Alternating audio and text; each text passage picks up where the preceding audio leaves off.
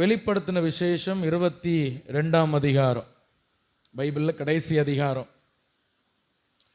வெளிப்படுத்தின விசேஷம் 22ஆம் அதிகாரம், அதுக்கு கடைசிக்கு முந்தின வசனம் 20ஆம் வசனத்தை வாசிங்க. இவைகளை சாட்சிகளாய் அறிவிக்கிறவர், மெய்யாகவே நான் சீக்கிரமாய் வருகிறேன் என்றார். ஆமென். கர்த்தராகிய இயேசுவே வாரும். ஹல்லேலூயா, ஹல்லேலூயா. இங்கே ஒரு பக்தனுடைய எதிர்பார்ப்பு, ஏக்கத்தை பார்க்குறோம். பொதுவாகவே இயேசு திரும்ப வரப்போகிறார், இயேசுடைய வருகையை வரப்போகுதுன்னு சொன்னாலே இன்னைக்கு 80% கிறிஸ்தவர்களை பயமுடுத்துகிற ஒரு சப்ஜெக்ட் என்னன்னா இயேசுடைய வருகையை பற்றி பேசுறது. ஆமாவே இல்லையா? இயேசுடைய வருகைன்னு சொன்னோடனே சிலவங்களுக்கு என்ன ஆயிரும்? பயம் பிடிச்சிரும். நாங்கள் எங்கள் சர்ச்சில் ஒரு பையன், அன்னைக்கு நாங்கள் இருந்த சர்ச்சில் ஒரு பையன், அவன்கிட்ட ஒரு நாள் இயேசுடைய வருகையை பற்றி அவன் சொல்கிறான். அது நான் வேற ஒரு சிஸ்டர் ஏதோ பேசிகிட்டு இருக்காங்க. அவன் சொல்கிறான், உங்களுக்கு எனக்கு இன்னும் கல்யாணம் கூட ஆகலை, ஏசப்பா இப்போ வர வேண்டாம் அப்படின்னு அவன் சொல்கிறான். அப்போ ஒன்று ஏசப்பா வர வேண்டான்னு சில பேர் நினைக்கிறாங்க, சில பேருக்கு அது என்ன ஆயிடுது? பயம். ஏசப்பாவுடைய இந்த கன்வென்ஷன்லாம் நான் பார்த்துருக்குறேன். கடைசி நாட்கள் இயேசுடைய வருகை பற்றி நாங்கள் சின்ன வயசு இருக்கும்போது பேசுவாங்க. கன்ஃபார்மாக அந்த கடைசி நாள் இயேசுடைய வருகை தான் பேசுவாங்க. அந்த கடைசி நாள் எல்லா ஜனங்களுக்கும் பயம் வந்துடும். எல்லாருக்கும் என்ன வந்துடும்? பயம் வந்துடும். ஏசப்பா வரப்போகிறாரு, பூமி அழிய போகுது, அது ஆக போகுது, சந்திரன் ரத்தமாக மாறப்போகுது, பூமியில் பஞ்சம் வரப்போகுது, அது வரப்போகுது, எல்லாம் பயப்படுவாங்க. ஆனால் உண்மையாகவே இயேசுடைய அந்த வருகை நாள் பயங்கரமாக இருக்கும் அப்படின்னு பைபிள் சொல்லுது. ஆனால் உண்மையான ஒரு தேவ பிள்ளைக்கு, ஆண்டவரை உண்மையாய் நேசிக்கிற ஒரு தேவ பிள்ளைக்கு இயேசுவின் வருகை ஒரு பயமுடுத்துகிற ஒரு சப்ஜெக்ட் அல்ல, அது அவர்களுக்கு வாஞ்சையும் ஆவலுமான ஒரு காரியம். இங்கே யோவான் சீஷன் சொல்லுகிறார், இயேசு யோவானை பார்த்து சொல்கிறார், இதோ நான் சீக்கிரமாக வரப்போகிறேன் அப்படின்னு சொன்னோம். அவன் சொல்கிறான், ஆமென், கர்த்தராகிய இயேசுவே சீக்கிரம் வாரும். கிட்டத்தட்ட ஒரு 2000 ஆண்டுக்கு முன்னாடி எழுதின ஒரு வசனம், வார்த்தை. அப்போவே அவர் விரும்பி இருக்கிறார், இயேசு சீக்கிரம் பூமிக்கு வரமாட்டாரா? அவரை நான் முகமுகமாக தரிசிக்க மாட்டேனா? அந்த பரலோகத்தில் அவரோடு கூட நான் வாழ மாட்டேனா? அந்த பொருட்தல வீதியில் நான் இயேசுடைய கரங்களை பிடித்து இயேசுவோடு தூதர்களோடு நான் இயேசுவை ஆராதிக்க மாட்டேனா? இயேசுடைய பாதத்தில் நான் இருக்க மாட்டேனா? அந்த பளிங்கு தரையில், அந்த பளிங்கு தண்ணீர், அந்த நதி ஓரத்தில் இயேசுவோடு நான் இருக்க மாட்டேனா? தூதர்களோடு இருக்க மாட்டேனா? எனக்கென்று ஆயத்தம் பண்ண ஸ்தலத்தை நான் பார்க்க மாட்டேனா? எனக்கென்று ஆயத்தம் பண்ண அந்த கிரீடத்தை நான் எப்போ வாங்க போகிறேன்? இயேசுவே சீக்கிரம் வாரும். உண்மையான ஒரு பக்தனுடைய தாகம் இயேசு சீக்கிரம் வர வேண்டும் என்பது. அல்லேலூயா. அது ஒரு பயமுடுத்துகிற சப்ஜெக்ட் அல்ல, அது ஒரு வேதனை கொடுக்கிற சப்ஜெக்ட் இல்லை உங்களை பயமுடுத்தி இன்னும் வரப்போறார், உங்களை பிடிச்சி நரகத்தில், அப்படி அல்ல. ஆதி சபையில் பார்த்தீங்கன்னா நம்ம எல்லாம் சர்ச்சு முடிஞ்சோம்னா ஒருத்தர் பார்த்து ஸ்தோத்திரம் இல்லை பிரைஸ்லாட் சொல்கிறது மாதிரி ஆதி சபையில் என்ன பண்ணுவாங்கன்னா ஒருவரை ஒருவர் பார்த்து மாராநாதான்னு சொல்லுவாங்க. அவங்க கைகளை பிடித்து, ஆண்களை கட்டி பிடித்து, பெண்களை கட்டி பிடித்து சொல்வார்கள், மாராநாதா, மாராநாதா என்னால் இயேசு, கர்த்தராகி இயேசுவே சீக்கிரம் வாரோன்னு அர்த்தம். அன்னைக்கே அவங்க எதிர்பார்த்துருக்குறாங்க. 2000 ஆண்டுகளுக்கு முன்பாகவே சபைகள் இயேசு சீக்கிரம் வர வேண்டும், ஏசப்பா அந்த பூமிக்கு வர வேண்டும் என்று எதிர்பார்த்தார்கள். நம்முடைய எதிர்பார்ப்பு இன்னும் அதிகமாகணும். இந்த நாட்கள் ரொம்ப கடைசி நாட்கள். எபிரேயர் புத்தகம் எழுதும் பொழுதே பவுல் சொல்றார், இது கடைசி நாள்.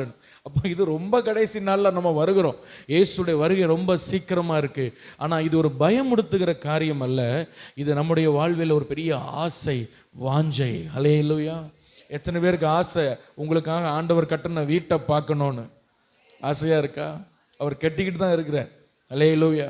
உங்களுக்காக ஒரு கிரீடத்தை, சோதனை சகிக்கிற மனுஷன் பாக்கியவன், அவன் உத்தமன் என்று விளங்கின பின்பு அவனுக்காக நான் ஜீவர் கிரீடத்தை நான் கொடுப்பேன்னு சொல்கிறேன். அப்போ நமக்காக கிரீடங்களை வைத்திருக்கிறார். ஊழியம் செய்கிற ஊழியர்களுக்கு அவர்களுக்கு என்று கிரீடங்களை வைத்திருக்கிறார். கர்த்தருக்காய் உழைத்தால் அதற்கேற்ற கிரீடங்களை அவர் வைத்திருக்கிறார். ஹல்லேலூயா. சகல பரிசுத்தவான்கள் முன்பாக, தூதர்கள் முன்பாக நம்மை அழைத்து நம்முடைய சிரசில் இந்த கிரீடத்தை கர்த்தர் வைப்பார். அந்த நாள் எவ்வளவு மகிமையான நாளாக இருக்கும். ஒரு ஆமேன்னு சொல்லுங்க. அல்லேலூயா. அந்த நாளில் கர்த்தரை முகமுகமாய் தரிசிப்போம். பழைய ஏற்பாட்டில் எசேக்கியேல் இயேசுவை அந்த தேவனை பார்க்கும்போது அவர் சொல்கிறார், அவரை எப்படி நான் விவரிக்கன்னு தெரியல. அவருடைய இடுப்புக்கு மேலே அக்கினி, அவருடைய இடுப்புக்கு கீழே அக்கினி. தானியேல் சொல்கிறார், அவர் இருக்கிற சிங்காசனம் அக்கினியாக இருக்குது. அவருடைய சிங்காசனின் சக்கரங்கள் எப்படி இருக்குது? சக்கரம் எப்படி இருக்குது? அக்னி. அது ஒரு தேவ மனுஷன் அழகாக சொன்னார், முதல்ல வீல் சேர் கண்டுபிடிச்சது ஆண்டவர் தான். சிங்காசனம் சக்கரெல்லாம் எப்படி இருக்குது? அவருக்கு அக்னியாக இருக்குது. அது மட்டும் இல்லை, அவருக்கு முன்னாடி ஓடுற நதியும் எப்படி தான் இருக்கான்? அக்னியாக இருக்கான். அவரை விவரிக்க முடியல. எப்படி விவரிக்க? அது ஒரு மனுஷன் மாதிரி இருக்குது, அது மனுஷன் மாதிரி இல்லாமல் இருக்குது, ஒரு அக்னி மாதிரி இருக்குது. எப்படி விவரிக்கன்னு பரிசுத்தவான்களுக்கு தெரியல. அவர் முழுவதும் அக்னியாக இருக்கிற அக்னிமயமான ஒரு தேவன் அவர். அல்லேலூயா. அதே நேரத்தில் அன்பும் இரக்கமும் நிறைந்த பாசம் உள்ள தகப்பன். அவர் எப்படி இருப்பார் என்ன ஒன்றுமே நமக்கு தெரியாது. ஆனால் பரலோகத்தில் இயேசுவை நம்ம முகமுகமாய் தரிசிக்கும் பொழுது இயேசு இந்த பூமிக்கு திரும்ப வருவார். அல்லேலூயா. அப்போ நம்ம முகமுகமாய் அவரை தரிசிப்போம். ஒரு வினாடி பைபிள் சொல்லுது, கண் இமைக்கிற நேரத்தில் இயேசுடைய ரகசிய வருகை இருக்கும். அல்லேலூயா. ரகசிய வருகை எப்படி இருக்குமா? நீங்கள்லாம் கண்ணை தட்டி அப்படி முழிங்க பார்ப்போம். ஒரு கண்ணை தட்டி முழிச்சா அந்த வினாடி, அல்லேலூயா, இயேசுடைய ரகசிய வருகை. அந்த வருகையில் முத்திரை இடப்பட்ட பரிசுத்தவான்கள், நம்முடைய சிரசிலே, நம்முடைய நெற்றியிலே கர்த்தருக்கு பரிசுத்தம் என்ற ஒரு முத்திரை இருந்தால், அப்படி முத்திரை இருப்பவர்களை பரிசுத்த தூதர்கள் என்ன பண்ணுவாங்க? பரிசுத்த ஆவியானவர் நம்மை மறுரூபமாக்கி, நமக்குள்ள இருக்கிற பரிசுத்த ஆவியானவர் இதே சரீரத்தை மறுரூபமாக்கி இயேசுவோடு கூட நம்ம இந்த பூமியில் இருந்து அப்படியே மத்திய ஆகாயத்தில் அவரை போய் சந்திப்போம். அல்லேலூயா. இயேசுவை முகமுகமாய் பார்ப்போம். அதே நாட்கள் இந்த பூமியில் 7 வருஷம் பூமியில மகா கொடுமையான நாட்கள், அந்தி கிறிஸ்துவின் நாட்கள் இருக்கும். அந்த 7 வருஷம் முடிந்த பிறகு இயேசு பரிசுத்தவான்களோடு தூதர்களோடு பகிரங்கமாக இந்த பூமியிலே ஒலிவ மலையில், இன்னைக்கு எருசலேமில் இருக்கிற அந்த ஒலிவ மலையில் வந்து இயேசு திரும்ப வந்து அவருடைய பாதம் அந்த ஒலிவ மலையில் படும் பொழுது அந்த மலை 2ஆக பிளந்து அந்த பக்கம் விழும் அப்படின்னு பைபிள் சொல்லுகிறது. ஹல்லேலூயா. இயேசு இந்த பூமிக்கு பிரத்யட்சமாய் வருவார். முதல்ல சபையை ரகசியமாக எடுத்துக்கொள்வார். அது ரகசிய வருகை, ராப்சர் அப்படின்னு சொல்கிறோம். அந்த 7 வருஷம் உபத்திரவ காலம் முடிஞ்ச பிறகு நம்ம எல்லாம் இந்த பூமிக்கு சேர்ந்து பரிசுத்தவான்களோடு சேர்ந்து தூதர்களோடு இந்த பூமிக்கு வந்து 1000 ஆண்டுகள் இந்த பூமியை ஆண்டவர் ஆட்சி செய்வார். அன்னைக்கு தான் இந்த பூமிக்கு பொற்கால ஆட்சியாக இருக்கும். அல்லேலூயா. இன்னைக்கு ஆட்சி மாற்றினா நமக்கு பொற்கால ஆட்சியாக மாறிடும். நம்ம எவ்வளோ முயற்சி பண்ணுறாங்க மக்கள். ஆனால் இயேசு இந்த பூமியை 1000 ஆண்டு ஆளும் பொழுதுதான் உண்மையான பொற்கால ஆட்சியாக இருக்கும். அல்லேலூயா. அன்னைக்கு தேவ பிள்ளைகள் நியாயம் தீர்க்கிறவர்கள், மந்திரிகளாக, எம்எல்ஏக்களாக, எம்பிக்களாக, அமைச்சர்களாக ஆண்டவர் வைத்து, இந்த பரிசுத்தவான்களை வைத்து தேவதூதர்களை கூட ஆண்டவர் நியாயம் தீர்ப்பேன் அப்படின்னு ஆண்டவர் சொல்லுகிறார். ஹல்லேலூயா. தேவதூதர்களை கூட நம்ம விசாரிப்போம். அப்படிப்பட்ட மேன்மையாக இந்த பூமியை ஆண்டவர் உருவாக்கி, அதன் பிற்பாடு இந்த இதே வானத்தை பூமி ஆண்டவர் அளித்து புதிய வானம், புதிய பூமி, சமுத்திரம் இல்லாத ஒரு பூமியை ஆண்டவர் உருவாக்குவார். புதிய எருசலேம் அந்த புதிய பூமியில் இறங்கி வரும். நாம் இயேசுவோடு நித்தியமாய் வாழுவோம். ஹல்லேலூயா. அப்போ பயங்கரமான ஒரு காரியம் எதிர்காலத்தில் நமக்கு வைக்கப்பட்டிருக்கிறது. இதெல்லாம் எதிர்பார்த்து தான் அன்னைக்கு யோவான் சொன்னார், கர்த்தராகிய இயேசுவே சீக்கிரம் வாரும். ஹல்லேலூயா. ஆமாம். அப்போ இயேசுடைய வருகை என்று சொல்லும் பொழுது நமக்கு என்ன ஆகிறது? ஒரு பெரிய மகிழ்ச்சி, ஒரு பெரிய சந்தோஷம். ஆமே. அது யாருக்கு சந்தோஷம்னா, உண்மையாக ஆண்டவரை நேசிக்கிறவர்களுக்கு. வாசிங்க அப்போஸ்தலர் 1ஆம் அதிகாரம் 11ஆம் வசனத்தில், அதில் ஒரு அற்புதமான ஒரு வசனத்தை நாம் வாசிக்கிறோம். அப்போஸ்தலர் 1ஆம் அதிகாரம் 11ஆம் வசனத்தை வாசிங்க. கலிலேயராகிய மனுஷரே, நீங்கள் ஏன் வானத்தை அண்ணாந்து பார்த்து கொண்டிருக்கிறீர்கள்?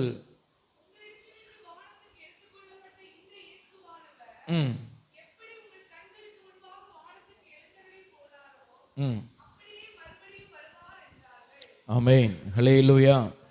சரி, இப்போ இயேசு 3 வருஷம் இந்த சீஷர்களோடு இருந்திருக்கிறார். இந்த சீஷர்களுக்கு சாப்பாட்டுக்கு பிரச்சனை இல்லை, துணிக்கு பிரச்சனை இல்லை, எதுக்குமே பிரச்சனை இல்லை.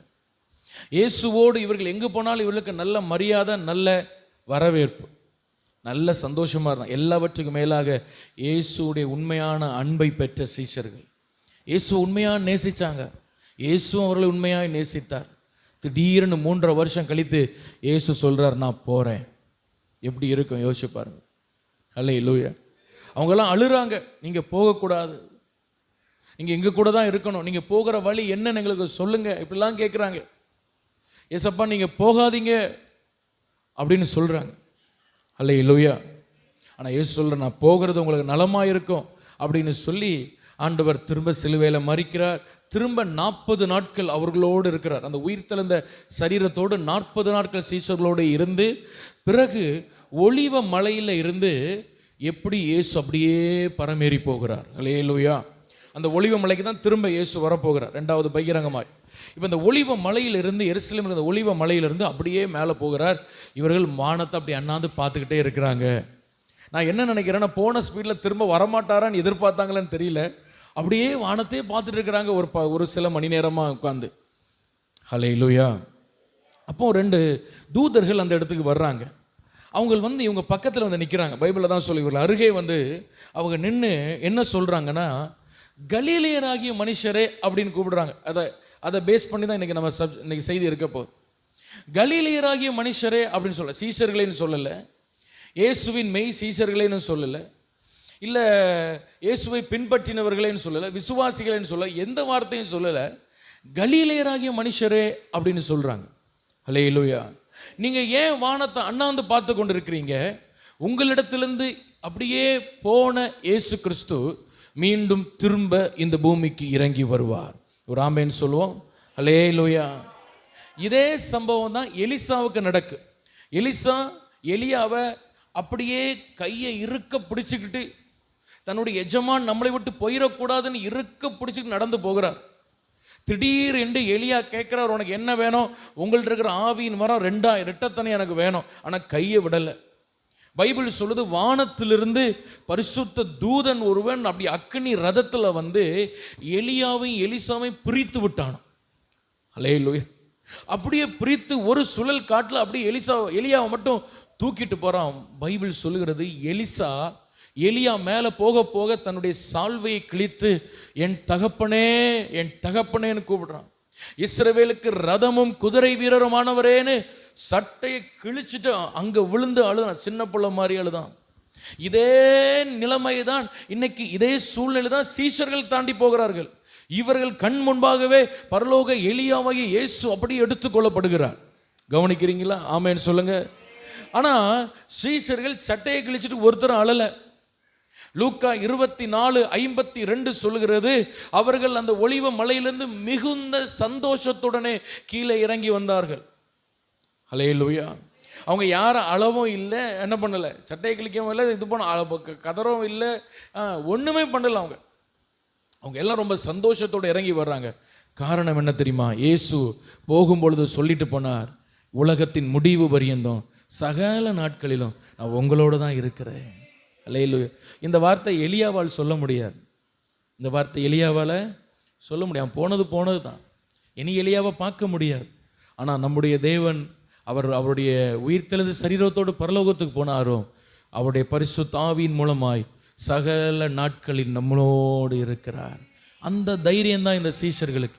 அதனால ரொம்ப சந்தோஷத்தோடு இறங்கி வர்றாங்க. அப்படியே அந்த மேல் வீட்டுக்கு மேலே ஏறுறாங்க. அங்கே அவங்களுக்கு சில அற்புதங்கள் நம்ம பார்க்குறோம். அதுக்கப்புறம் பைபிளில் நம்ம படிக்கிறோம். அல்லேலூயா. அப்போ பாருங்க, அது மட்டும் இல்லாமல் இவர்கள் லூக்கா 24:52 நீங்கள் ஒருக்காத வாசிங்க, நான் அதை சொல்கிறேன். லூக்கா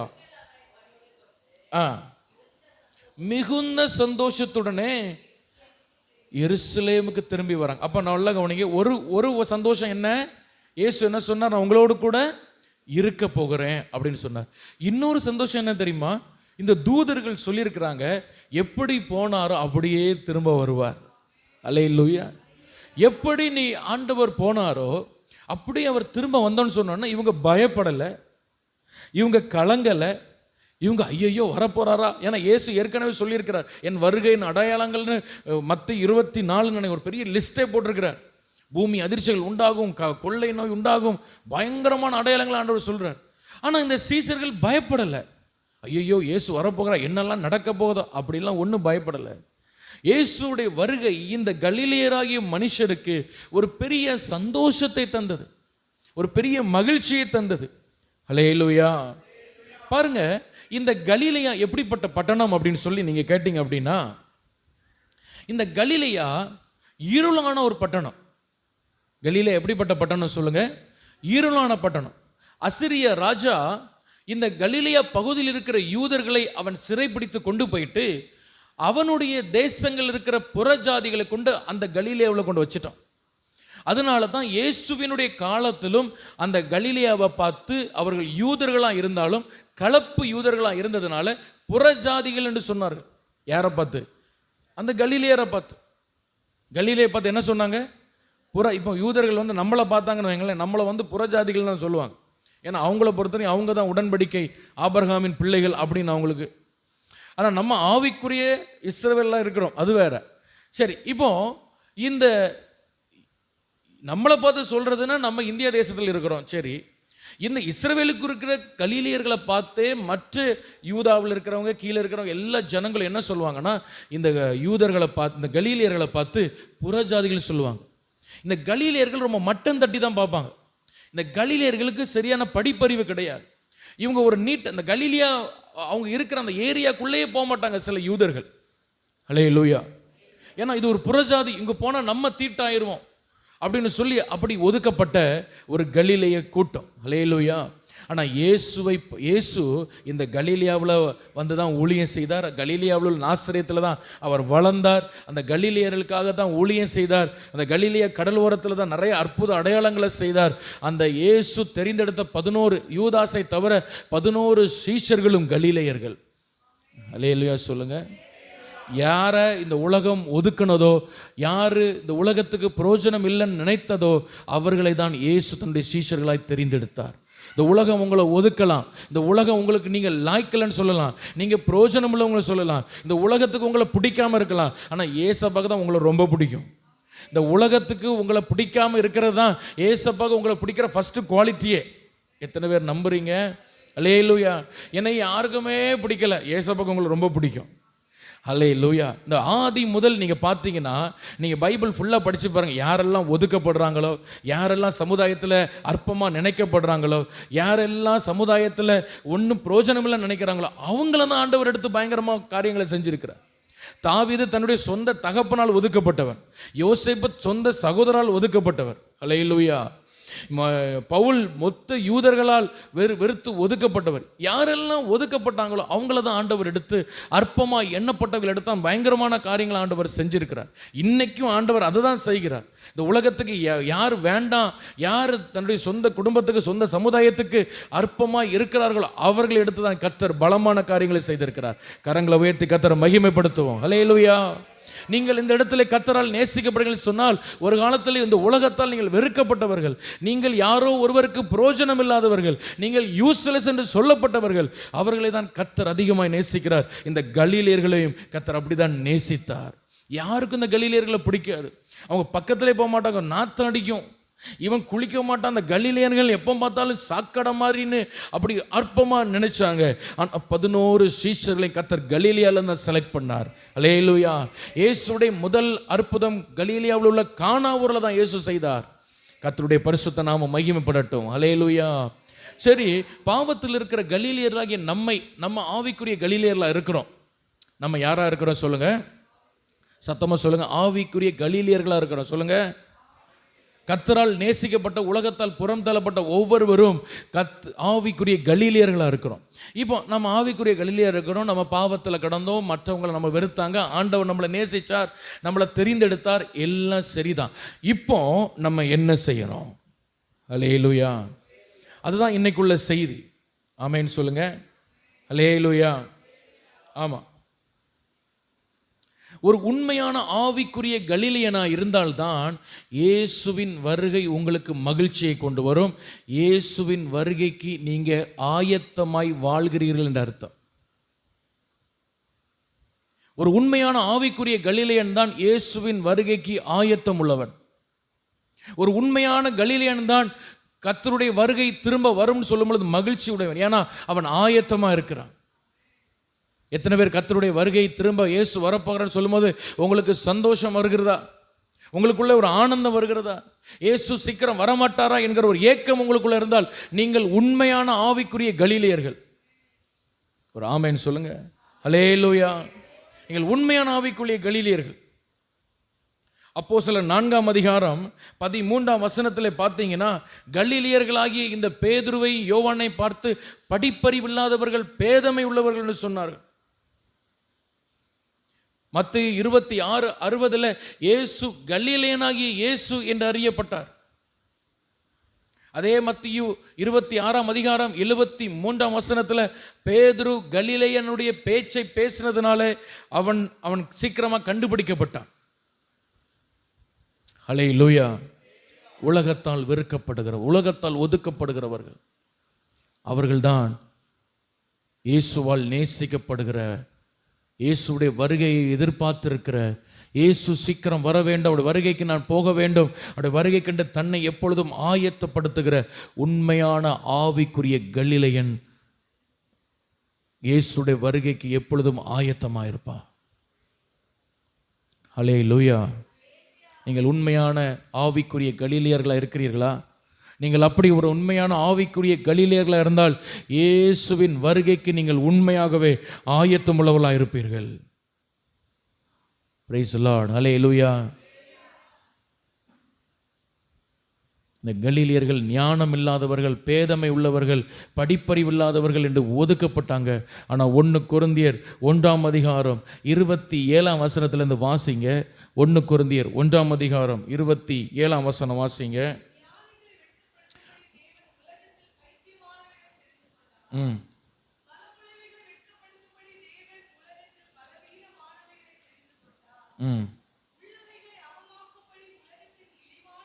இந்த வார்த்தை தான் எனக்கு ரொம்ப பிடிச்சது. இழிவானவைகளையும் அற்பமாய் எண்ணப்பட்டவைகளையும் இல்லாதவைகளையும். ஒரு ஆமென் கை தூக்கி ஒரு அல்லேலூயா சொல்லுங்களேன். அற்பமாய் எண்ணப்பட்டது, அற்பமாய் எண்ணப்பட்டது. இந்த சீஷர்கள், ஆவிக்குரிய கலிலேயராகிய இந்த சீஷர்களை உலகம் அற்பமாய் நினைச்சது. இயேசு போயிட்டாரு, நீங்க என்ன செய்ய போறீங்க? படிப்பறிவில்லாத பேதைகள் என்ன செய்ய போறீங்க? அற்பமாய் நினைச்சது. ஆனா அந்த 11 பேர் தான் உலகத்தை அசைக்கிறவளாய் மாறினார்கள். உலகத்தை அசைச்சாங்க. பவுலோடு சேர்ந்த 12 பேர் உலகத்தை அசைச்சாங்க. பவுல் ஊழியம் செய்யும்போது கூட பலவீனமானவர் என்று அற்பமாய் எண்ணப்பட்டவர். அவர் எவ்வளவு ஊழியம் செய்த பிறகும் அவரை அப்போஸ்தலராய் சில சபைகள் ஏற்றுக்கொள்ளவே இல்லை. அற்பமாய் எண்ணப்பட்டார். அற்பமாய் அவர் நடக்கிறத பார்த்து கேலி பண்ணியிருக்கிறாங்க. அவருடைய சரீரம் ரொம்ப குறுகி இருக்கும், அவரை பார்த்து கேலி பண்ணியிருக்கிறாங்க. ஹல்லேலூயா. ஆனால் இல்லாதவைகளை, அற்பமாய் எண்ணப்பட்டவைகளை தான் கர்த்தர் எடுத்து அவர் பெரிய காரியங்களை செய்திருக்கிறார். கை தூக்கி ஆண்டவரை மகிமைப்படுத்துவோம். ஹல்லேலூயா. நீங்கள் சொல்லலாம், நான் எனக்கு இல்லாதவன் பாஸ், நான் ஒரு அற்பமாய் எண்ணப்படுகிறவன், இந்த உலகம் எனக்கு, இந்த உலகத்தில் யாருக்கும் என்னை பிடிக்கல. தெய்வ பிள்ளையை கர்த்தர் உன்னை தான் தெரிந்தெடுத்திருக்கிறார். அவருடைய ராஜ்யத்தில் ஒரு பவுலாய், தேவனுடைய மகிமையை நீ சுமந்து செல்கிற ஒரு பவுலாய் கர்த்தர் உன்னை தான் தெரிந்தெடுத்திருக்கிறார். விசுவாசிக்கிறோம். கை தூக்கி ஆண்டவரை மகிமைப்படுத்துவோம். ஹல்லேலூயா, ஹல்லேலூயா. அப்போ ஒரு உண்மையான ஆவிக்குரிய கலிலேயனாய் ஒருவன் இருப்பான் என்று சொன்னால், இந்த சீஷர்களைப் போல இயேசுவின் வருகை திரும்ப வரப்போகுது என்று சொல்லும் பொழுது அவர்களுக்குள்ளே சந்தோஷம் உண்டாகும். பேதுரு இயேசு திரும்ப வரப்போகுது நினைக்கும் போது சந்தோஷப்பட்டார். யோவான் பத்மோ தீவில் இருக்கும் பொழுது ஒரு ஆவிக்குரிய கலிலேயனா இருந்ததுனால உலகம் என்னை வெறுத்தாலும் பரவாயில்ல, இயேசு திரும்ப வரப்போகிறார் என்கிற ஒரு சந்தோஷம் அவனுக்குள்ளே இருந்தது. இந்த காலை வேளையில இயேசுவின் வருகை குறித்து உங்களுக்குள்ளே ஒரு சந்தோஷம் இருக்குமானால், நீங்கள் உண்மையாகவே தேவனால் தெரிந்தெடுக்கப்பட்ட அந்த அழைப்பில் நீங்கள் நிற்கிறீர்கள் என்று அர்த்தம். அந்த அழைப்பை விட்டு பின்வாங்கி போகும் பொழுதுதான், அந்த அழைப்பை விட்டு ட்ராக் மாறும் பொழுதுதான் இயேசு வருவார்னு சொன்னோம்னா நமக்கு பயம் உண்டாகும். ஒரு ஆமென் சொல்லுவோம். ஹல்லேலூயா, ஹல்லேலூயா. எனக்கு தெரிந்த ஒரு நபர், என்னுடைய நண்பர், அவர் ரட்சிக்கப்படுவதற்கு முன்பாக, ரட்சிக்கப்படுறது அவருடைய சாட்சி ரொம்ப பயங்கரமாக இருக்கும். ரட்சிக்கப்படுறதுக்கு முன்பாக பைக்கில் போய்கொண்டிருந்தார். பைக்கில் போய்கொண்டிருக்கும் பொழுது பைக் ஓட்டிட்டு போயிட்டு இருக்கும் பொழுதே அசுத்தமான சிந்தனைகள், இச்சையான சிந்தனைகள், அவர் ஓப்பனா என்று சொன்னார்.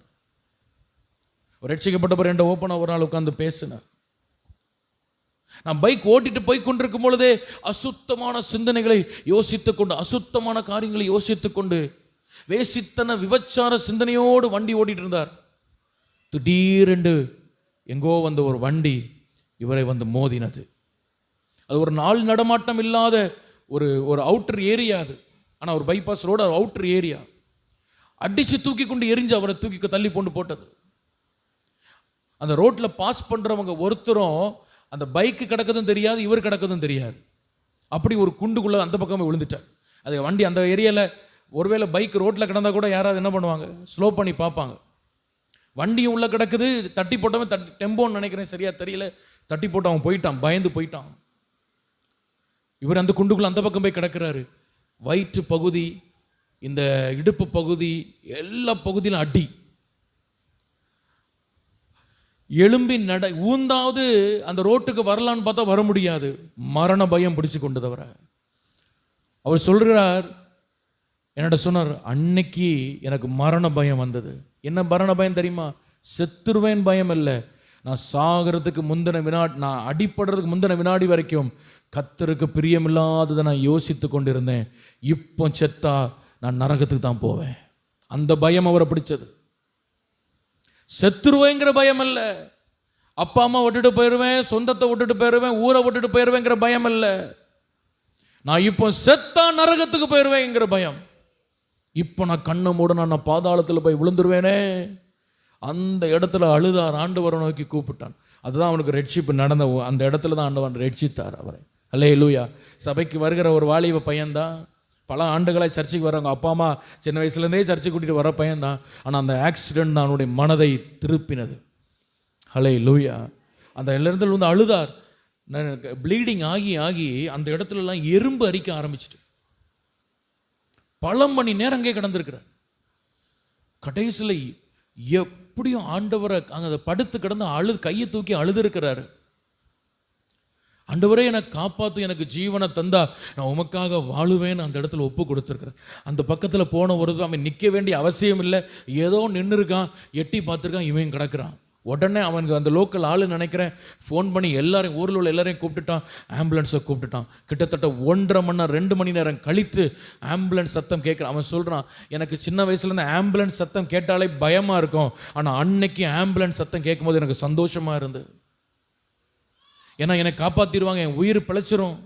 நிர்வாணமாய் இந்த பேண்டெல்லாம் கிழிஞ்சிட்டு அவன் தம்பி ஓடி வந்து தன் சட்டையை கிழித்து அண்ணனுடைய நிர்வாணத்தை மூடினான், அழுது கொண்டு மூடினான். அந்த வேனில் யாத்தும் பொழுது, அந்த ஆம்புலன்ஸில் ஏற்றும் பொழுது அவனுடைய காதில் ஒரு பாடல் தொனித்தது. அப்பா பிதாவே அன்பான தேவா அருமை இரட்சகரே ஆவியானவரே எங்கள் அப்பா. யாரோ பாடுறது மாதிரி ஒரு சத்தம் அவனுக்கு காதில் தொனித்தது. அந்த அன்பான தேவா என்ற அந்த வார்த்தையை கேட்ட பொழுது சின்ன பிள்ளை போல அந்த ஆம்புலன்ஸில் அழ ஆரம்பிச்சார். எல்லாம் நினைச்சாங்க இவன் வழியில் அழுறான்னு, இந்த அடிப்பட்ட வழியில் இந்த வேதனை அழுறான்னு. ஆனால் அழுதது அந்த சத்தம் கேட்டதுனால. யார் பாடினாங்கன்னு தெரியாது, அது சுற்றி பாடுறதுக்கு ஆட்களும் கிடையாது. அந்த ஹாஸ்பிட்டலில் அந்த ஆம்புலன்ஸில் போகும்பொழுது தன்னுடைய வாழ்க்கையை முழுவதும் ஆண்டவருக்கு ஒப்பு கொடுத்தார். கை தூக்கி ஆண்டவரை மகிமைப்படுத்தும். ஹல்லேலூயா, ஹல்லேலூயா. இன்றைக்கு திருமணமாகி 3 பிள்ளைகள் இருக்கிறது, நல்லா இருக்கிறார். ஆண்டவருடைய பரிசுத்த நாமம் மகிமைப்படட்டும். அப்போ இயேசு திரும்ப வரப்போகிறான்னு சொன்னால் உண்மை இல்லாத ஒரு மனுஷன், ட்ராக் மாறுகிற ஒரு மனுஷனுக்கு என்ன உண்டாகும்னா பயம் உண்டாகும். ஆனால் உண்மையான ஒரு ஆவிக்குரிய கலீலியனுக்கு அது ஒரு சந்தோஷமான நாள், அது ஒரு மகிழ்ச்சியான நாள், அது ஒரு ரட்சிப்பான. இந்த உலகத்தில் எல்லா பாடு கஷ்டம் எல்லாம் அன்னையோடு முடிஞ்சு போச்சு. இனி கண்ணீர் இல்லை, துன்பம் இல்லை, துக்கம் இல்லை, கர்த்தரோடு நான் வாழ போகிறேன். அது உண்மையான ஒரு மகிழ்ச்சியான நாள். ஆமென், ஹல்லேலூயா. கர்த்தர் உங்களுக்கு அந்த மகிழ்ச்சியை தரணும்னா ட்ராக்கில் நில்லுங்க. ஆண்டவர் உங்களை அழைத்த அழைப்பில் நில்லுங்க. இந்த அழைப்பை விட்டு பின்வாங்கி போகாதீங்க. வசனத்தில் நில்லுங்க, சத்தியத்தில் நில்லுங்க, இயேசுவை நேசிங்க. ஒவ்வொரு நாளும் அவனோட பாதத்தில் உட்காருங்க, அழுங்க, டைம் ஸ்பெண்ட் பண்ணுங்க. Your time to God. உங்கள் நேரத்தை ஆண்டவருக்கு கொடுங்கள். ஹல்லேலூயா. கர்த்தருடைய பாதத்தை, கர்த்தருடைய வேதத்தை பிடித்தவன் வெட்கப்பட்டதாய் சரித்திரமே இல்லை. ஹல்லேலூயா. அவருடைய பாதத்தில் கண்ணீர் வடிக்கிறவளாய் நீங்கள் இருந்தால் எந்த மனுஷன் முன்பாக தலை நிமிர்ந்து உங்களை நடக்க வைப்பார். சிங்க குட்டிகள் தாழ்ச்சி அடைந்து பட்டினியா இருக்கும். கர்த்தரை தேடுகிறவர்களுக்கு ஒரு நன்மையும் குறைபடாது. கை தூக்கி ஆண்டவரை மகிமைப்படுத்தும். ஹல்லேலூயா, ஹல்லேலூயா. ஒரு உண்மையான ஆவிக்குரிய கலீலியனுக்கு இயேசு திரும்ப வரப்போகிறார் என்று சொன்னார். அந்த சீஷர்களுக்கு இருந்த சந்தோஷம். 11 சீஷர்கள்ல 10 பேர் இரத்த சாட்சியை தான் மரிச்சாங்க. ஹல்லேலூயா. பைபிளில் ஒரே ஒருவனுடைய இரத்த சாட்சி யாக்கோபு பட்டயத்தால் வெட்டப்பட்டான், அப்படி மட்டும்தான் போட்டிருக்கு. அவர் மட்டும்தான் போட்டிருக்கு. மற்ற சீஷர்கள் எப்படி மரித்தார்கள் தெரியல. யோவான் இயற்கையாய் மரித்து போனார். 90 வயதுக்கு மேலே, கிட்டத்தட்ட மேலே தான் மரித்தார். பேதுரு தலைகீழாய் சிலுவையில் அடிக்கப்பட்டு மரித்தார். நம்முடைய யோவான் தோமா புறம் முதுகில் ஈட்டிய வைத்து குத்தப்பட்டு மரித்தார். தலை துண்டிக்கப்பட்டு மரித்தார்கள், கல்லெறியப்பட்டு மரித்தார்கள், அடிக்கப்பட்டு மிதிக்கப்பட்டு மரித்தார். ஏன் மரித்தாங்க? அவங்களுக்கு வாழ ஆசை இல்லையா? அவங்களுக்கு குடும்பம் இல்லையா? குட்டி இல்லையா? ஏன் மரித்தாங்க? இயேசுவை நான் பார்க்க போறேங்கிற ஒரு சந்தோஷம். இந்த சுவிசேஷத்திற்காக நான் நின்னால், இயேசுவுக்காக நான் வாழ்ந்தால், அந்த பரம ராஜ்யத்தில் நான் போய் சேருவேன், கர்த்தரோடு நான் வாழுவேன். இயேசுவின் மேல் உள்ள அன்பு தான் அவர்களை மரிக்க தூண்டினது, மரிக்க வைத்தது. ஹல்லேலூயா. மரணத்தை பார்த்து கொஞ்சம் கூட பயப்படலை, பின்வாங்கி போகலை. உண்மையான ஆவிக்குரிய கலீலியன் அப்படிப்பட்ட ஒரு மனுஷனாக தான் இருப்பான். அவனுக்கு மரணத்தை பார்த்து பயமே கிடையாது. மரணத்தை பார்த்து என்ன கிடையாது? ஆமாம், டைம் ஆண்டவர் டைம் சொல்லிடுவார். நீ இந்த டைமுக்கு மறிப்ப, ஏறி போய் பெட்டியில் படுத்துட வேண்டியதான். நம்மளே என்ன பார்க்குறிய? அப்படி எத்தனை பரிசுத்தவான்கள் வாழ்க்கையில் நடந்திருக்கு தெரியுமா? இந்த டைமில் நான் மறிப்பேன்னு சொல்லி அவங்களே பெட்டி ஆர்டர் பண்ணி, அவங்களே குளித்து, அவங்களே வெள்ளை ட்ரெஸ் போட்டு, அவங்களே போய் உள்ளே படுத்துக்கிடுவாங்க. கரெக்டாக அந்த டைமுக்கு ஜீவன் போயிடும். உண்மையான ஒரு ஆவிக்குரிய மனுஷன் மரணத்துக்கு எல்லளவும் பயப்பட மாட்டான். ஹல்லேலூயா. ஏன்னா மரணம் என்பது ஒரு பிரிவல்ல. மரணம் இயேசுவை தரிசிக்கிற ஒரு வழி, அது வாசல். அது இயேசுவோடு மடியில் போய் நான் உட்காருவேன். உண்மையான ஒரு ஆவிக்குரிய கலீலியனுக்கு அந்த மரணமானாலும் சரி, அது என்ன மாதிரிப்பட்ட கஷ்டமானாலும் சரி, இயேசுடைய வருகையானாலும் சரி, அது ஒரு பெரிய சந்தோஷத்தின் நாளாக இருக்கும். ஆமென் சொல்லுவோம். ஹல்லேலூயா, ஹல்லேலூயா. ஒரு உண்மையான ஒரு கலீலியனா, ஒரு ஆவிக்குரிய கலீலியனா இருக்கணும்னா உங்களிடத்துல 3 அடையாளங்கள் நிறைவேற வேண்டும். எத்தனை அடையாளம் நிறைவேற வேண்டும் சொல்லுங்க? ஒரு உண்மையான ஆவிக்குரிய கலீலியனா, இந்த சீஷர்கள் ஆவிக்குரிய வெறும் பிறப்பால மட்டும் கலீலியர்கள் அல்ல, உண்மையாக அந்த ஆவிக்குரிய ஒரு கலீலியர்களாக இருந்தார்கள். உலகத்தை வெறுத்தாலும் பரவாயில்ல, உலகம் நம்மளை ஒதுக்கினாலும் பரவாயில்ல, கர்த்தரை பின்பற்றி அந்த தெரிந்து கொள்ளது, அந்த செலெக்ஷனில், அந்த காலிங்கில் கடைசி வரைக்கும் நின்றவர்கள் இந்த சீஷர்கள்.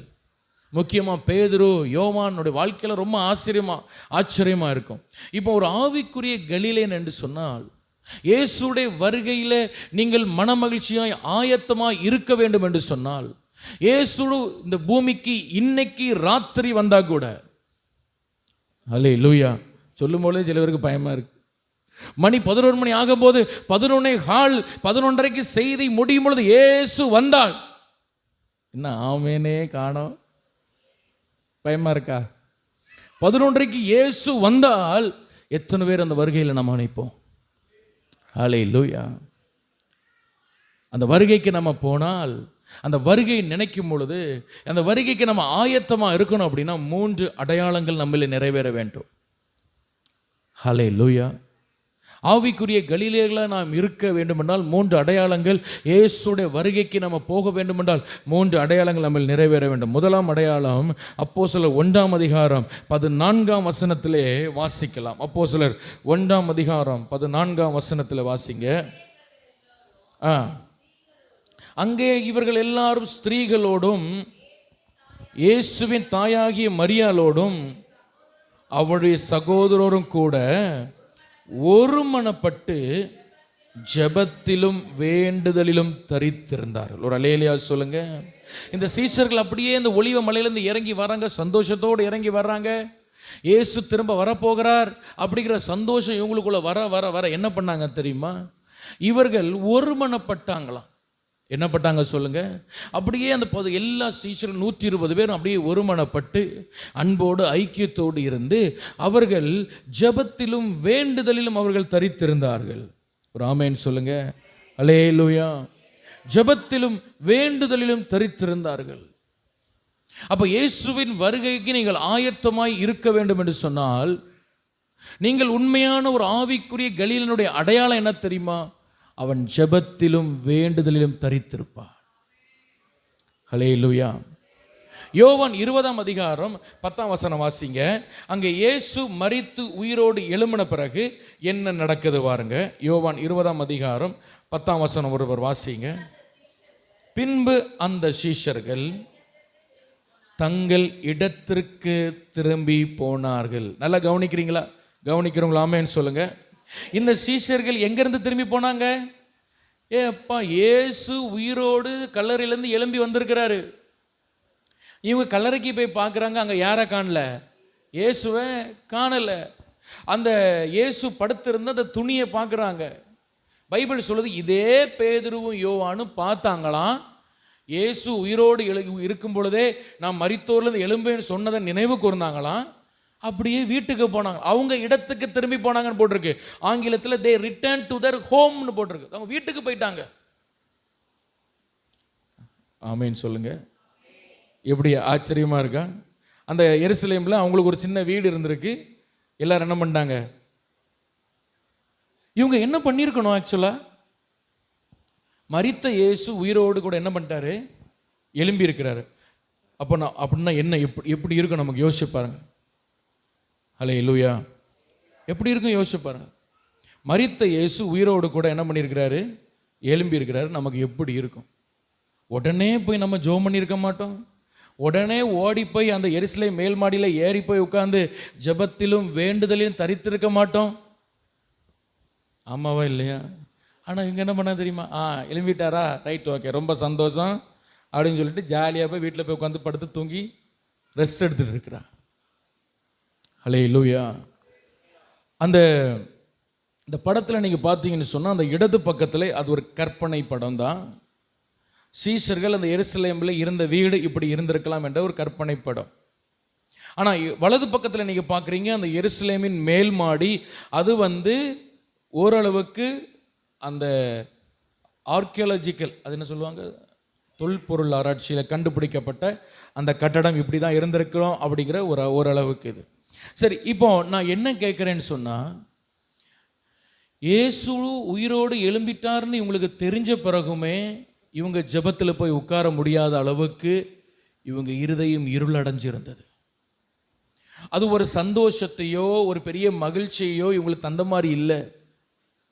அப்படியே அது ஒரு பயத்தை தான் உண்டாக்கிச்சு தவிர, அப்படியே ஓடி போய் நம்மளை பிடிச்சி, இப்போ இயேசுக்கு சரீரத்தை காணலன்னா நம்மளை பிடிச்சி இந்த ரோமர்கள் திரும்ப சிலுவையில் அடிச்சிருவாங்கன்னு பயத்தில் அவங்க வீட்டுக்கு ஓடி போய் உட்காந்துக்கிட்டான் ஒளிஞ்சி. ஹல்லேலூயா. ஆனால் எருசலேம்லேருந்து அந்த ஒலிவ மலையிலேருந்து இயேசு பரமேறி போன பிறகு, நான் திரும்ப வருவேன்னு சொன்ன பிறகு திரும்ப இறங்கி அவங்க வீட்டுக்கு போகலை, மாறி எங்கே போனாங்கன்னா அந்த எருசலேம் மேல் மாடிக்கு அவங்க போனாங்க.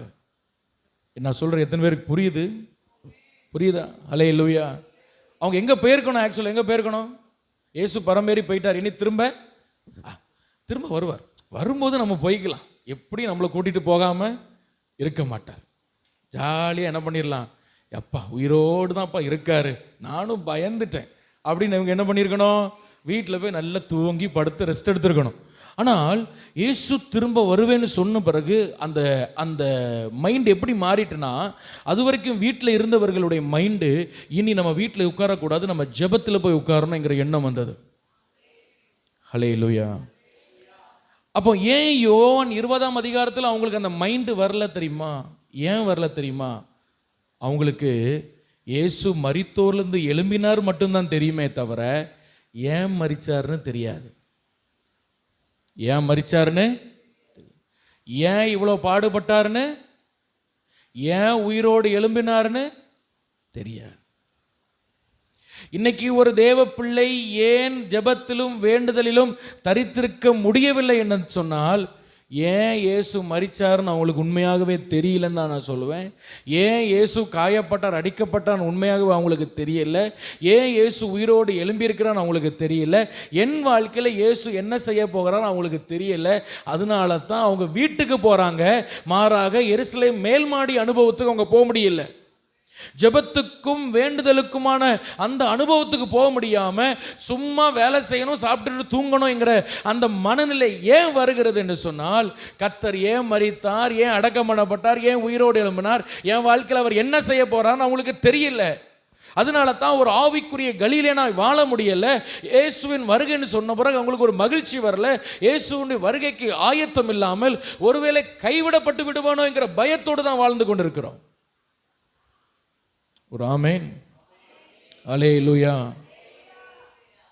அப்போ இயேசுடைய வருகையிலே நான் ஆயத்தமா இருக்கணும்னா, அது எனக்கு ஒரு பெரிய ஆவலா ஆயத்தமா அந்த வருகைக்கு நான் இருக்கணும்னா, இயேசு ஏன் மரித்தார், ஏன் அடிக்கப்பட்டார், ஏன் உயிரோடு எழும்பினார், என் வாழ்க்கையில் இயேசு ஏன் என்னை ரட்சித்தார், ஏன் என்னை அபிஷேகித்தார்னு முதல்ல கண்டுபிடிங்க. அப்போ தானாக உங்களுக்கு ஜெபம் வரும், தானாக அவங்க முழங்கால் முடங்கும், தானாக ஜெபத்தில் நம்ம தரித்திருப்போம். ஜெபம் பண்ணிட்டு வர்றதில்லை. லிஸ்ட்டை வச்சுட்டு ஆண்டவரே எனக்கு பருப்பு தாரு, அரிசி தாருன்னு ரேஷன் கடையில் போய் அரிசி வாங்குற கதை இல்லை. ஜெபத்திலும் வேண்டுதலும் தரித்திருப்போம். ஹல்லேலூயா. நீங்கள் எதில் அதிகமாக கவனம் செலுத்துறீங்க? உங்களுடைய சொந்த காரியத்திலையா, இல்லை எருசலேம் மேல்மாடியா? உடைய வாழ்க்கை எப்படி இருக்கிறது? இயேசு உயிரோடு இருக்கிறார் எனக்கு தெரியும் பாஸ்டர், இயேசு மரித்தார் எனக்கு தெரியும் பாஸ்டர், இயேசு அடிக்கப்பட்டார் எனக்கு தெரியும் பாஸ்டர். வாரம் வருஷம் ஈஸ்டர் கொண்டாடிடுவேன், தெரியாதா உங்களுக்கு? வருஷம் ஈஸ்டர் கொண்டாடிடுவேன், வருஷம் துக்க வெள்ளி கொண்டாடி கஞ்சி குடிச்சிருவேன், ஈஸ்டர் கொண்டாடி மட்டன் பிரியாணி சாப்பிட்டுருவேன். ஹல்லேலூயா. இன்னைக்கு நிறைய கிறிஸ்தவருடைய வாழ்க்கை துக்க வெளியில் கஞ்சி குடிக்கிறதும் ஈஸ்டருக்கு மட்டன் திங்கிறதுமாலும் அதோட முடிஞ்சு போயிடுது. காரணம் என்னன்னா, இயேசு ஏன் மரித்தார்னு தெரியாது. மரித்தார்னு தெரியும், ஆனால் ஏன் மரித்தார்னு தெரியாது. அவர் பாடுபட்டார் தெரியும், ஆனால் எதுக்கு பாடுபட்டார் தெரியாது. அவர் உயிரோடு எழும்பினார் தெரியும், ஆனால் எதுக்கு உயிரோடு எழும்பினார் தெரியாது. உங்களை என்னை அந்த பரலோகத்தில் கொண்டு சேர்க்க தான், உங்களை இந்த பூமியில் வெற்றியை வாழ வைக்க தான். சத்துருடைய தலையை, அந்த சர்ப்பத்தின் வலு சர்ப்பத்தின் தலையை ஏற்கனவே அவர் நசுக்கிட்டாரு. அதுக்கு மேலே கால் வச்சு நீங்கள் நசுக்க தான் இயேசு உயிரோடு எழும்பினார்னு உங்களுக்கு ஒரு வெளிச்சம் வந்தால், நீங்கள் ஜெபத்திலும் உபவாசத்திலும் தரித்திருப்பீர்கள். அந்த மேல்மாடி அனுபவத்தில் தான் இருப்பீங்க. கண்டிப்பாக அந்த சீசருடைய வீட்டின் அனுபவத்துக்கு நீங்கள் போக மாட்டீங்க. இன்னைக்கு ஏன் நம்ம சொந்த காரியத்தில் அதிக கவனம் செலுத்துகிறோம்? ஏன் எருசலேம் மேல்மாடி அனுபவத்துக்கு நம்ம போக முடியல? நமக்கு ஒன்றுமே தெரிய மாட்டேன். இந்த கிறிஸ்தவ வாழ்க்கையில் தலையும் புரியலை, நமக்கு வாழும் புரியலை. ஆமாவா இல்லையா? அல்லேலூயா. ஏன் ஜெபிக்க முடியல இன்னைக்கு தேவ பிள்ளைகளால்? ஏன் முழங்கால் போட முடியல? ஜெபிக்க முடியாட்டா கூட எனக்கு ஜெபிக்க கற்றுத்தாரன்னு ஏன் கேட்க முடியலன்னா, ஒன்றும் இல்லை, சிம்பிளாக சொன்னால் அவங்க ஏன் ரட்சிக்கப்பட்டான்னு அவங்களுக்கே தெரியல. They don't have any purpose in spiritual life. ஆவிக்குரிய வாழ்க்கையில் எந்த நோக்கமும் இல்லை. சர்ச்சைக்கு போனால் கடவுள் ஏதாவது தருவார், அதோட முடிஞ்சு போச்சு. அவரை ஒரு ரேஷன் கடையில் இருக்கிற ஒரு ஆளை மாதிரி தான் நம்ம பார்க்குறோம். ஆண்டவரே எனக்கு இந்த வாரம் இதெல்லாம் வேணும், தந்துடுறேன், என்ன ரைட்டு வாங்கினோம், பாக்கெட்டில் போட்டோம், போயிட்டே இருக்கணும். அதுக்கப்புறம் அவர் யாரோ நான் யாரோ. இந்த இடத்துல இருக்கிற நீங்கள் ஒவ்வொருவரும் ஆவிக்குரிய கலிலேயர்களாக மாற வேண்டும். அந்த சீஷர்களை போல அந்த மேல்மாடி அனுபவத்திற்கு நீங்கள் வர வேண்டும். ஜெபத்திலும் உபவாசத்திலும் தியானத்திலும் வேதத்திலும் நீங்கள் தரித்திருப்பீர்கள் என்று சொன்னால், இயேசு வரும்பொழுது கண்டிப்பாக அவருடைய ராஜ்யத்தில் நீங்கள் காணப்படுவீங்க. அவருடைய வருகை உங்களுக்கு ஆயத்தமாய், இந்த வருகையில் ஆயத்தமாய் நீங்கள் இருப்பீங்க. அவருடைய வருகையில் நீங்கள் எடுத்துக்கொள்ளப்படுவீங்க. கை தட்டி ஒரு அல்லேலூயா சொல்லுங்க பாப்பா எல்லாரும். அல்லேலூயா. அப்போ முதலாவது ஒரு மனுஷன் கர்த்தருடைய ஆவிக்குரிய ஒரு கலிலேயனா இருக்கிறான், இயேசுடைய வருகைக்கு ஆயத்தமா இருக்கிறான்னு சொன்ன முதல் அடையாளம், அவன் ஜெபத்திலும் வேண்டுதலிலும் எப்படி இருப்பான்? அவன் தரித்திருப்பான். இரண்டாவது அடையாளம் அப்போஸ்தலர் 2ஆம் அதிகாரம் 14ஆம் வசனத்தில் வாசிங்க.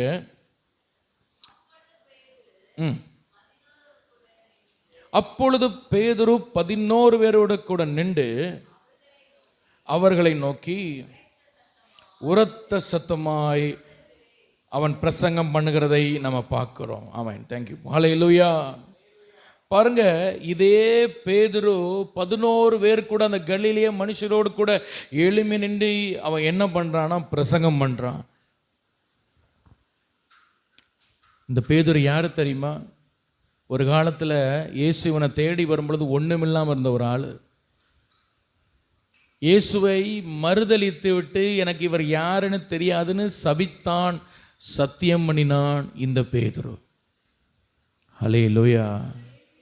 அந்த வீட்டுக்குள்ள இயேசுடைய அந்த உயிர்த்தெழுந்த சரீரம் வைக்கப்பட்ட அந்த இடத்தை கண்ணால் பார்த்த ஒரு மனுஷன்.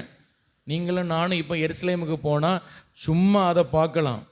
ஆனால் இயேசு மரித்து உயிரோடு எழும்பின அந்த இடம் எப்படி இருந்தது, அந்த அவரை சுற்றி வைத்த இந்த சீலை எப்படி இருந்தது, அப்படி கண்ணால் பார்த்து அது அப்படியே அந்த அந்த அதுக்குள்ளேருந்து அவருடைய சரீரம் அப்படியே போயிட்டு அவன் ஆச்சரியத்தோடு அதை பார்த்த ஒரு மனுஷன். ஆனால் அது அவன் வாழ்க்கையில் எந்த மாற்றமும் கொண்டு வரல. வீட்டுக்குள்ளே போனால் பெட்ஷீட்டை மூடனா அப்படியே சுருண்டு படுத்துக்கிட்டான். பயம். கதவை மூடி படுத்துக்கிட்டான். பயம். ஹல்லேலூயா. நம்மளை வந்து கொன்னுருவாங்க, நம்மளை அடிச்சிருவாங்க, நம்மளையும் இயேசுவை போல சிலுவையில் அடித்து கொன்னுருவாங்க. பயம் அவன் வாழ்க்கையில். ஆனால் உங்களுக்கு தெரியுமா இவனுடைய முடிவு எப்படி இருந்தது தெரியுமா? இயேசுவாது நேராக சிலுவையில் வைத்து அடித்து கொல்லப்பட்டார். இந்த பேதுரு தலைகீழாய் சிலுவையில் வைத்து அடித்து கொல்லப்பட்டு இரத்த சாட்சியாக மரித்தான். எப்படிங்க அவன் வாழ்க்கை தலைகீழாக மாறிச்சு? இதே இயேசுவுக்காக பயந்து ஓடி ஒளிந்து அவன் கதவெல்லாம் இருக்க மூடிக்கிட்டு நம்மளை வந்து பிடிச்சிட்டு போயிடுவாங்களோன்னு பயந்து இயேசுவை நான் எனக்கு தெரியும்னு கூட சொல்லலை. அவன் சீசன்னு சொல்லண்டான். இயேசு எனக்கு தெரியும்னு கூட அவன் சொல்லலை. அவனுக்கு அவர் யாருன்னே தெரியாது அப்படின்னு சபித்தான் இயேசுவை. என்னத்தை சொல்லி சபித்தான்னு தெரியல.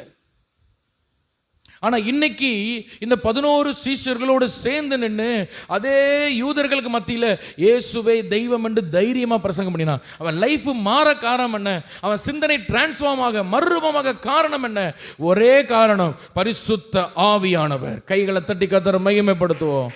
ஹல்லேலூயா. பேதுரு உடனே இயேசு மரித்தோன்னு ஓடி போய் ஒரு டிகிரி படிச்சுட்டு வரல. அவர் ஏதோ கொஞ்சம் 10 சம்பாதிச்சுட்டு வரல. ஏதோ 10 பத்திரத்துக்கு லேண்டு பத்திரத்தை கையில் வச்சுட்டு இல்லை.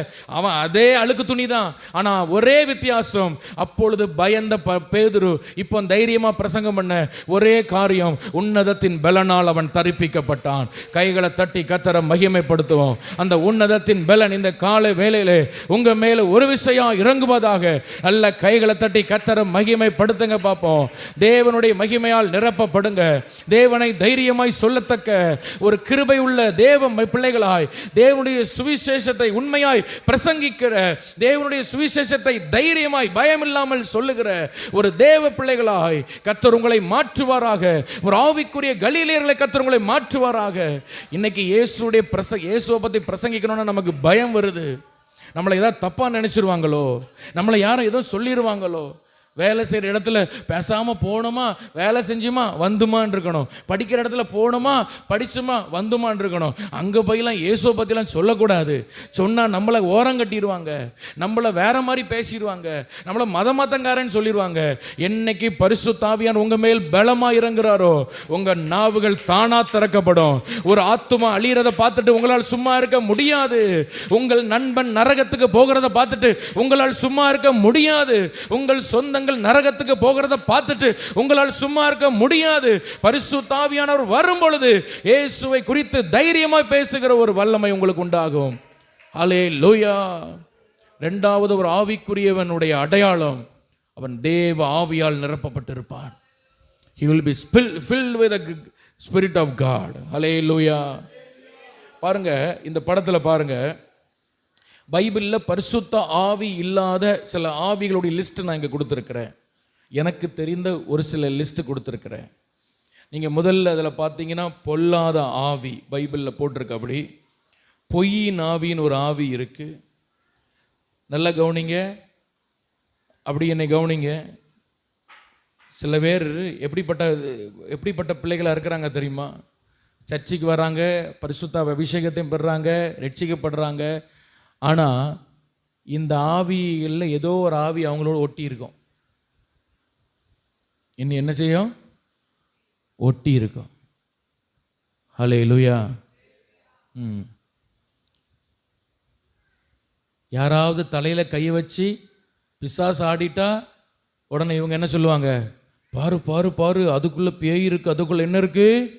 பேய் இருக்குது, அதுக்குள்ளே பிசாசு இருக்குது. ஐயா என் தலையில் கை வைக்கும்பொழுது நான் ஆடலை, அப்போ எனக்குள்ள என்ன இல்லை? பேய் இல்லை அப்படின்னு நீங்கள் நினைக்காதீங்க. பொய்.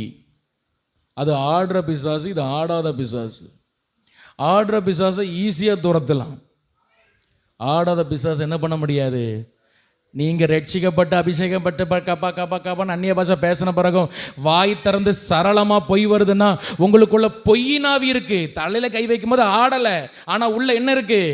பரிசுத்தாவியும் இருக்கு, ஒரு ஓரத்தில் பொய்யினாவியும் இருக்கு. ஒரு குடும்பத்துக்குள்ள போய் சமாதானத்தை உண்டாக்க முடியல, தாறுமாற உண்டாக்குறீங்க. 4 பேர் சமாதானமாக இருந்தால் இவங்களுக்கு பிடிக்காது. 4 பேர் சமாதானமாக இருந்தால் என்ன செய்யாது? இவங்களுக்கு பிடிக்காது. இவன் சொல்லது அவன்கிட்ட சொல்லி, அவன் சொல்லது இவன்கிட்ட சொல்லி அந்த சமாதானத்தை குலைச்சி தாறுமாறு உண்டாக்குறீங்கன்னா உங்களுக்குள்ள தாறுமாறி நாவு இருக்கு. ஆனால் தலையில் கை வைக்கும்போது என்ன இல்லை? ஆள் ஆடலை, அவ்வளோதான். ஹல்லேலூயா. எப்போ பார்த்தாலும் தூக்கம், எப்போ பார்த்தாலும் என்னது? வேலை செய்ய மட்டும் வேலை செய்வாங்க, மற்ற நேரம்லாம் என்னதான்? அப்படியே செய்தி கேட்டுகிட்டே இருப்பாங்க, என்ன பார்த்துட்டே அப்படியே ஒரு தூக்கம். அப்படின்னா உள்ள என்ன இருக்கு? கனநித்திரை நாவி இருக்கு. அதுக்கு இருப்பிடெல்லாம் போட்டிருக்கேன். சிலவங்க பாருங்க, எப்போ பார்த்தாலும் மூஞ்சி 6 o'clock மாதிரியே இருக்கும். அப்படி 6 o'clock மாதிரி இருக்கா? இல்லையோ, அதை கொஞ்சம் வைக்க கஷ்டம்தான். அப்படி முகம் எப்படி இருக்கும்? ஒரு சந்தோஷம் இருக்காது. நான் தேவ பிள்ளை, தேவனுடைய மகிமை என் மேலே இருக்கு. அவங்கள்ட்ட பேசினா ஒரு சந்தோஷமே நமக்கு இருக்காது. இருக்கிற சந்தோஷம் என்ன செஞ்சிடும்? போயிடும். இருக்கிற ஜபாவியும் போயிடும், இருக்கிற மகிழ்ச்சியும் போயிடும். அது ஒடுங்கின ஆவி உள்ள இருக்கு. ஆனால் தலையில் கை வைக்கும் போது என்ன செய்யலை? ஆடலை, ஆனால் உள்ள கிடக்கு. சில பேருக்கு எப்போ பார்த்தாலும் சொப்பனத்தில் என்ன வருது? பாஸ்டர் எப்போ பார்த்தாலும் இச்சையின் சொப்பனமாக வருது பாஸ்டர். எப்போவாது வந்தால் பரவாயில்ல, அது பிசாசு போராட்டத்தை கொண்டு வருவான், அதை கடிந்து சொல்கிறேன். சிலவங்களுக்கு கண்ணை மூடினாலே இச்சையின் சொப்பனம். அப்போ உள்ள என்ன கிடக்குன்னா வேசித்தன ஆவி இருக்கு. சர்ச்சைக்கு வந்தால் பாட முடியல, சர்ச்சைக்கு வந்தால் என்ன முடியல? பாட முடியல. வாய் திறக்கலைன்னா ஊமையும் செவிடுமான ஆவி உள்ள இருக்கு. ஆனால் தலையில் கை வைக்கும் போது என்ன செய்யலை? ஆடலை. உங்களுக்கு ஒரு அம்மாவை பற்றி லூக்கா 13 போட்டிருக்கு, 18 வருஷம் சர்ச்சுக்கு வந்துச்சான். எத்தனை வருஷம் சர்ச்சுக்கு வந்துச்சு? ஆனால் அந்த அம்மா ஆடலை. ஆனால் 18 வருஷம் சர்ச்சுக்கு வந்துச்சு. ஆனால் உள்ள என்ன இருந்து தெரியுமா? பலவீனப்படுத்த ஆவி இருந்து. ஹல்லேலூயா. சில பேர் சர்ச்சுக்கு வருவாங்க, நல்லா பாடுவாங்க, துதிப்பாங்க, எல்லாம் செய்வாங்க. ஆனால் மனசு ஃபுல்லாக உலகம்தான். பணம், பொருள், இடம், காரு, பங்களா. ஃபாதர், நான் அதை அப்படி பண்ணி இதை இப்படி செஞ்சு பங்களாவை கட்டி நடுவில் கார் ஓட்டுவோம் பாஸ்டர். அப்படின்னா உள்ள என்ன இருக்கு? உலகத்தின் ஆவி உள்ள கிடக்குன்னு அர்த்தம். இயேசுவை தேடி வர்றதுக்கே எதுக்கு தான்? உலகத்தில் ஆண்டவர் ஆசீர்வாதம் தருவார். ஆனால் இவங்க நோக்கமே என்னதான்? என்ன சொல்லுங்க? உலகத்தில் நம்ம சந்தோஷமா செழிப்பா அப்படியே பணம் செழிப்பா வாழ, பணத்தில் அப்படி புரளணும். அப்படின்னா உள்ள என்ன கிடக்குன்னா உலகத்தின் ஆவி கிடக்கு. கீழ்ப்படிய முடியல அப்படின்னா பாஸ்டர் கீழ்ப்படிய முடியல, பெற்றோர் கீழ்ப்படிய முடியல, ஒழுங்காக கீழ்ப்படினா உள்ள என்ன கிடக்கு தெரியுமா?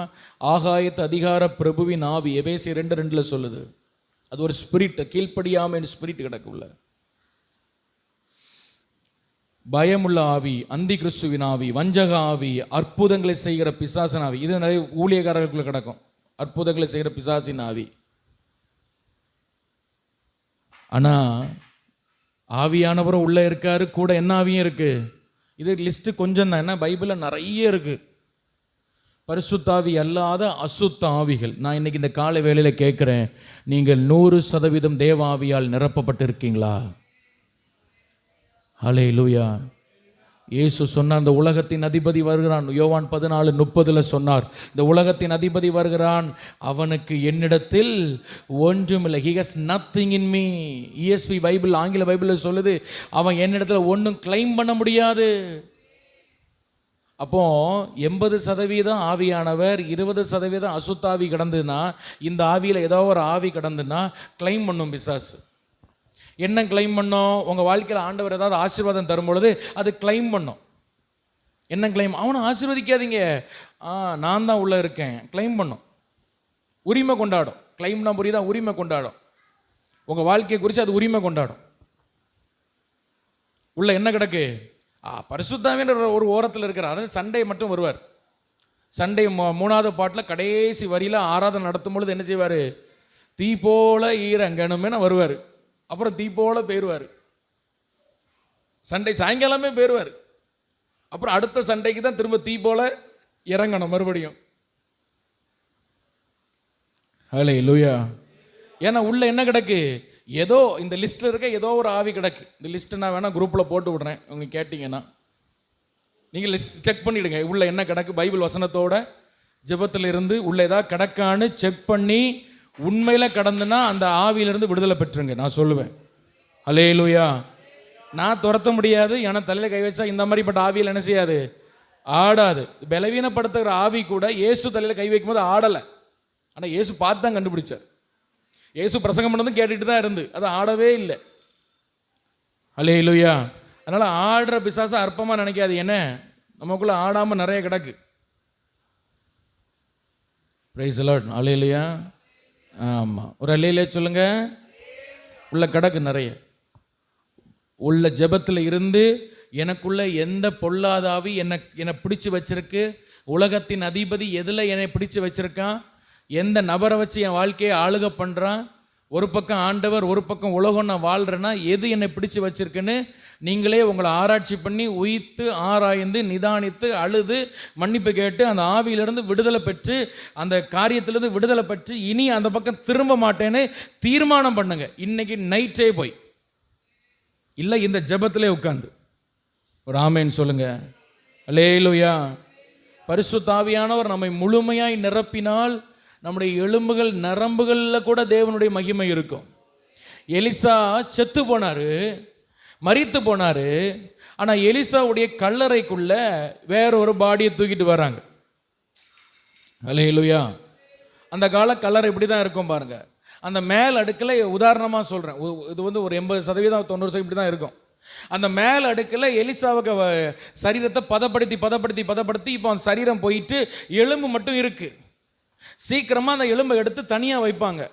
ஆனால் அந்த எலும்பு எடுத்து தனியாக வைக்கிறதுக்கு முன்னாடி இன்னொருவன் மறிக்கிறான் பாருங்க. எலிசா கல்லறைக்குள்ளே கொண்டு போகிறாங்க. எதிரிகள் வந்துட்டாங்கன்னு தெரிஞ்ச உடனே இந்த பாடியை கீழே கிடக்கிற அந்த பாடியை தூக்கி எலிசாவுடைய எலும்புக்கு மேலே தூக்கி போட்டுட்டு போயிட்டான். இது எங்கே பைபிளில் இருக்குது? 2 ராஜாக்கள் 12 எங்கேயோ இருக்குது. அதை எடுத்து படித்து பாருங்க. அதில் 2 18 12 நினைக்கிறேன், அப்படி தான் நினைக்கிறேன். படித்து பாருங்க. அந்த சரீரத்தை எடுத்து எலிசாவுக்கு எலும்புக்கு மேலே என்ன செஞ்சாங்க? போட்டுட்டாங்க. இந்த டெட் பாடி அந்த எலிசாவுடைய எலும்பு மேலே பட்ட உடனே செத்து போன சரீரம் உயிரோடு எழும்பினது பைபிள் சொல்லுது. ஏன்னா எலும்புக்குள்ள கூட என்ன இருந்ததுதான்? ஆளு செத்தாச்சு, ஆளு செத்து பல வருஷம் ஆச்சு, எலும்பு மட்டும் தான் இப்போ இருக்கு. ஆனால் எலிசாவின் எலும்புக்குள்ள கூட தேவனுடைய அக்கினி அபிஷேகம் இருந்தது. உங்கள் எலும்புக்குள்ள என்ன இருக்கு? 100% ஒரு மனுஷன் தேவனுக்காய் வாழ்ந்தால் அவன் எலும்புக்குள்ள அக்கினி இருக்கும், அவன் நரம்புக்குள்ள அக்கினி இருக்கும், அவனுடைய நிழல் அக்கினி இருக்கும். பேதுரு நடந்து போகும் பொழுது அவன் நிழல் பட்டு வியாதியர்கள் சுகமானார்கள். அதுக்கு அதை விட ஒரு ஸ்டெப்பு ஹை நம்ம அப்போஸ்தலனாகிய பேதுரு கர்ச்சிப்பை தூக்கி போடா பியாய் ஓடும். அவன் கர்ச்சிப்பில் கூட தேவனுடைய அக்கினி இருந்தது. ஒரு மனுஷன் 100% தேவனுடைய ஆவியானவர் ஆளுகை செஞ்சா வாழ்க்கை அப்படிதான் இருக்கும். இன்னைக்கு ஆவியானவர் முழுமையாக நம்மளை ஆளுகை செய்ய முடியலன்னா இந்த லிஸ்ட்ல ஏதோ ஒன்று உள்ள கிடக்கு சிஸ்டர், இந்த லிஸ்ட்ல ஏதோ ஒன்று கிடக்கு உள்ள பிரதர். அது என்னன்னு பாருங்க. உண்மையான ஒரு ஆவிக்குரிய அடையாளம், அவன் தேவ ஆவியால் நிரப்பப்பட்டு தைரியமா ஆண்டவரை பத்தி பேசுவான். ஹல்லேலூயா. தைரியமா ஆண்டவரை பத்தி சொல்லுவான். அவன் தேவ ஆவியால் முழுவதுமாய் நிரப்பப்பட்டு இருப்பான். நான் சொல்றேன், இந்த லிஸ்ட்ல இருக்கிற எந்த ஆவியினுடைய வாசனை கூட நம்ம மேல அடிக்க கூடாது. ஹல்லேலூயா சொல்லுங்க. 3வது அடையாளம் அப்போஸ்தலர் 3ஆம் அதிகாரம் 15-16 வாசிங்க. அப்போஸ்தலர் 3ஆம் அதிகாரம் 15-16. ஜீவாதிபதியை கொலை செய்தீர்கள், அதற்கு நாங்கள் சாட்சிகளாக இருக்கிறோம். அவருடைய நாமத்தை பற்றி விசுவாசத்தினாலே அவருடைய நாமமே நீங்கள் பார்த்து அறிந்திருக்கிற இவனை பலப்படுத்தினது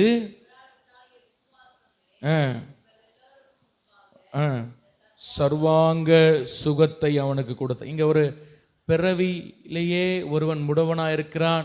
தேவாலய வாசல்ல வைத்து அவனை எழும்பி நடக்க பண்ற பேதுரு யோவானோ இங்க பாருங்க தைரியமா சொல்றாங்க. அந்த பைபிளில் இன்னொரு வசனம் கூட நீங்க அதில் வாசிக்கலாம். அந்த இவன் என்ன பண்ணான் தெரியுமா?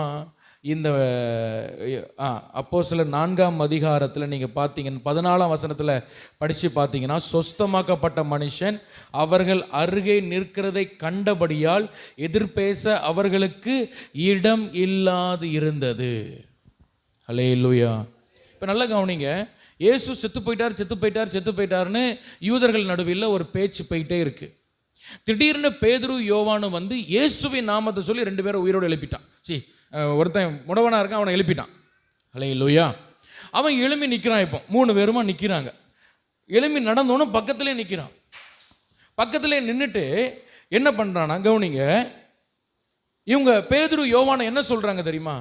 இயேசு செத்துட்டாருன்னு சொல்கிறீங்கல்ல, ஜீவாதிபதியை நீங்கள் தான் கொலை செஞ்சீங்க, அவர் சாகலை, உயிரோடு தான் இருக்காரு, அதுக்கு நாங்கள் தான் சாட்சி. இப்போ இவங்களுக்கு அதை எதிர்த்து பேச முடியல. காரணம், எழும்பி நடந்தவன் பக்கத்தில் நிற்கான். ஹல்லேலூயா. அப்போ இயேசு இந்த பூமிக்கு உயிர் உள்ளவனாக ஒரு ஆவிக்குரியவன் நிரூபிக்கணும்னா அவனுக்கு வேண்டியது ஆவியின் வரங்கள். ஹல்லேலூயா. ஆவியின் வரம் இருந்தாதான் இயேசுவை நம்ம நிரூபிக்க முடியும். ஒரு ஆமேன் சொல்லுங்க. ஹல்லேலூயா. பாருங்க, ஒரு ஆவிக்குரிய கலிலேயன் உண்மையாய் தைரியமாய் பரிசுத்தாவியோடு நிரம்பின ஒரு மனுஷன் மட்டுமல்ல, ஒரு ஆவிக்குரிய கலிலேயன் அடையாளங்களோடு இயேசுவை நிரூபித்து காட்டுவான். மற்ற புறஜாதிகளுக்கு அடையாளத்தோடு நிரூபித்து காட்டுவான். அப்போ அப்படி அடையாளத்தோடு நீங்க நிரூபித்து காட்டணும்னா உங்களுக்கு தேவை ஆவியின் வரங்கள். அல்லேலூயா. இப்போ இதை பேசும்பொழுது நிறைய பேர் என்னிட்ட சொல்ற, நான் நிறைய கேட்ட காரியம் என்னன்னா, எனக்கு ஆவியின் வரமே கிடையாது அப்படின்னு நிறைய பேர் சொல்லுவாங்க. நான் நிறைய பேர்கிட்ட அதை கேட்டிருக்கிறேன். அல்லேலூயா. என்ன சொல்லுவாங்க? எனக்கு என்ன கிடையாது? ஆவியின் வரமே கிடையாது.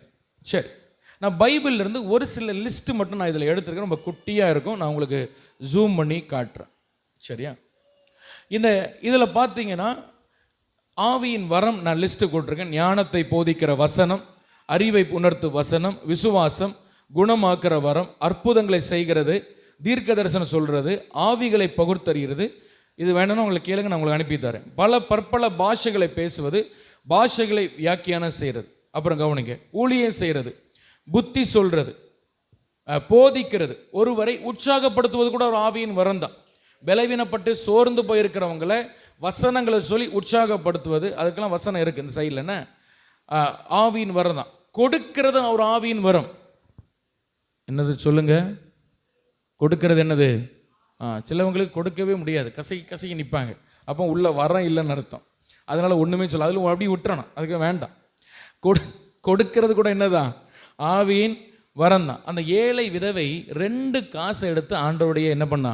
உண்டியல்ல போட்டுட்டு போனான். பைபிள் சொல்லுது, இயேசு சொன்னார், அவள்கிட்ட இருந்த எல்லாத்தையும் என்ன பண்ணிட்டாங்களாம்? உள்ள தூக்கி போட்டாங்க. நம்ம ஆட்கள் அப்படி பர்ஸை திறந்து பார்க்கும், எது பழைய நோட்டோ அதை எடுத்து உள்ள உண்டியல்ல போடும். எவ்வளோ வேதனை தெரியுமா? அல்லேலூயா சொல்லுங்க. கொடுக்கறதுனா ஆண்டவருக்கு பெஸ்ட்டாக கொடுங்க, இல்லைன்னா பேசாமல் போயிருங்க. கொடுக்கறது ஆண்டவர் எப்படி கொடுக்கணும்? பெஸ்ட்டாக கொடுக்கணும். ஆண்டவருக்கு கொடுக்க தான் பெஸ்ட்டாக கொடுக்கணும். இருக்கிறத நல்லதாக எடுத்து கொடுங்க. அது 5 ரூபானாலும் சரி, நல்லதாக கொடுங்க. கொடுக்கறது ஒரு வரம். அது எனக்கெல்லாம் சில நேரங்களில் வேதனையாக இருக்கும், உண்மையிலே சொல்கிறேன். செல்லா காசுலாம் உள்ளத்துக்கு போட்டு போவாங்க, அது செல்லவே செல்லாது. என்ன நினைக்கிறீங்க ஆண்டவரை பற்றி நீங்கள்? சரி நம்ம மக்கள் தானே கஷ்டப்படுறாங்க அப்படின்னு நினச்சிட்டு போயிட்டுருக்கு. ஆனால் செலவு பண்ண வேண்டிய விஷயங்களுக்கு செலவு நல்லா நடக்க தான் செய்யுது. ஃபோன் வாங்கணுமா, அதுக்கு வண்டி வாங்கணுமா, வீடு கட்டணும், எல்லாத்துக்கும் செலவு நடக்கும். கொடுக்கறது கூட அது ஒரு வரம் தான். சிலவங்களை பாருங்க, தசம பாகத்தை பற்றி பேசணுன்னு உடனே அப்படியே வந்துடுவாங்க. அது எங்கே பைபிளில் இருக்கு? நீ தரவே வேண்டாண்டி, நீ தரவே வேண்டாம். உனக்கு அந்த வரம் இல்லை, நீ விட்டுரு, அவ்வளோதான். உங்களுக்கு அந்த வரம் இல்லையா, விட்டுருங்க. உங்களுக்கு பிடிக்கலையா, விட்டுருங்க. கொடுக்கிறவன் ஆண்டவர் ஆசீர்வதிப்பார். ஹல்லேலூயா. அவ்வளோதான். அப்போ கொடுக்கிறது அது ஒரு வரம். ஆளுகை பண்ணுறது, நிர்வாகம் பண்ணுறது, அதுவும் ஒரு லீடர்ஷிப் குவாலிட்டி. இரக்கம் காட்டுறது ஒரு வரம், உதவி செய்வது ஒரு வரம். ஒருத்தங்களுக்கு உதவி செய்கிறீங்களா, அது வரமாக கூட சில நேரங்களில் செயல்படும். சிலவங்க பாருங்க, எவ்வளவு அடிபட்டாலும் உதவி செஞ்சுக்கிட்டே இருப்பான். அவன் எவ்வளவு பட்டாலும் திருந்த மாட்டான். அதெல்லாம் ஒரு வரம். அது சுவிசேஷம் சொல்றது ஒரு வரம், மேய்ப்பன் ஊழியம் அது ஒரு வரம், போதக ஊழியம் ஒரு வரம், உபசரிக்கிறது, விருந்தோம்பல் பண்றது. உபசரிக்கிறீங்களா? இங்க அப்படின்னா இங்க நம்ம சொல்லவே வேண்டாம், இங்க உபசரிக்கிறதுல நீங்க உங்களை முஞ்ச முடியாது, ஆளை தீட்டி தள்ளிடுவீங்க. அப்படி நிறைய வரம் நிறைய பேருக்கு இருக்கு. ஊழியக்காரங்களை உபசரிக்கிறது, இல்லாதவங்களை உபசரிக்கிற வரம். பிரைஸ் தி லார்ட், ஹல்லேலூயா. கவனிங்க, தேவனுடைய வார்த்தையை பேசுவது, கரெக்டான சூழ்நிலையில் கரெக்டான நபர் இடத்துல ஆண்டவருடைய வார்த்தையை போய் பேசுவது, ஆண்டவருக்காய் சேவை செய்வது. இப்படி பைபிளில் வரங்கள் இருக்குது. இந்த நாள் கொடுக்கப்பட்ட 23 வரங்களும் 1 கொரிந்தியர் 12ஆம் அதிகாரம், ரோமர் 12ஆம் அதிகாரம், அதுக்கப்புறம் எபேசியர் 4ஆம் அதிகாரம், இந்த 3 பகுதிகளில் இருக்கிறது. இதோட நிறைய வரங்கள் இருக்குது. இப்போ இவ்வளவு நம்ம சும்மா சிம்பிளாக கண்டுபிடிச்சு எழுதி வைத்திருக்கிறேன். ஒரு ஆமேன் சொல்லுங்க, ஹல்லேலூயா. அப்போ உங்களுக்கு இருக்கிற வரம் என்னன்னு கண்டுபிடிக்கணும். கண்டுபிடிச்சு அந்த வரத்தோடு கூட இயேசுவை நீங்க நிரூபித்து காட்டணும் இந்த உலகத்திற்கு. ஹல்லேலூயா. நல்ல கவனிங்க, உங்களுக்குள்ள ஒரு உற்சாகப்படுத்துகிற வரம் இருந்தால் மற்ற புறஜாதிகள் உங்களை பார்த்து ஆச்சரியப்படுவாங்க. என்ன, நாங்கள் உங்களை மாதிரி தான் நாங்களும் கஷ்டப்படுறோம், உங்களை மாதிரிலாம் எங்களுக்கு பிரச்சனை வரல, ஆனால் நீங்கள் எப்படி இவ்வளோ தைரியமாக இருப்பீங்க நம்மளை பார்த்து கேட்பாங்க. அதுதான் ஒரு உற்சாகப்படுத்துகிற ஒரு வரம். ஹல்லேலூயா. விசுவாச வரம், குணமாக்குற வரம், இப்படி வரங்கள்ல பலவித, தீர்க்க தரிசன வரங்கள்ல பலவிதம் இருக்கு. சரி, இப்போ இந்த வரங்களோடு எப்படி நம்ம ஊழியம் செய்யறது? ஹல்லேலூயா. வரங்களோடு எப்படி நம்ம இது பண்றது? ஒரு வசனத்தை வாசிப்போம். மார்க் 16ஆம் அதிகாரம் 17ஆம் வசனத்தை படிச்சு பாருங்க. மார்க் 16:17 படிங்க. 17-18. மார்க் 16 தானா? மார்க் 16:17-18. விசுவாசிக்கிறவளா நடக்கும் அடையாளங்கள் ஆவன.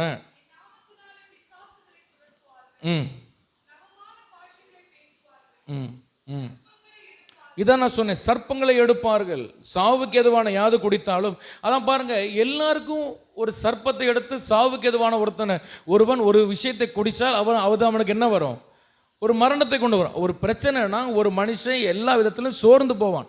அதான் சாவுக்கு எதுவானது. சாவுக்கு எதுவானதை குடிங்கள் அப்படி சொல்றது ஏதோ விஷத்தை குடிங்க, டெஸ்ட் பண்ணுங்க அப்படி சொல்லப்படல. ஒரு மனுஷனுக்கு வருகிற போராட்டம், சாதாரண ஒரு மனுஷனுக்கு வருகிற போராட்டம், அந்த மனுஷன் அந்த போராட்டத்தில் நின்றுக்கிட மாட்டான். ஆனால் ஒரு விசுவாசியாக இருக்கிறவன், அவன் வாழ்க்கையில் இருக்கிற அடையாளம் என்னன்னா, என்ன பிரச்சனையிலும் கத்தருக்காய் நிற்பான். அது மற்றவர்கள் பார்க்கும் பொழுது அது எப்படி நீங்கள் நிற்கிறீங்கன்னு கேட்குற மாதிரி இருக்கும். அது ஒரு ஆமேன்னு சொல்லுவான். ஹல்லேலூயா.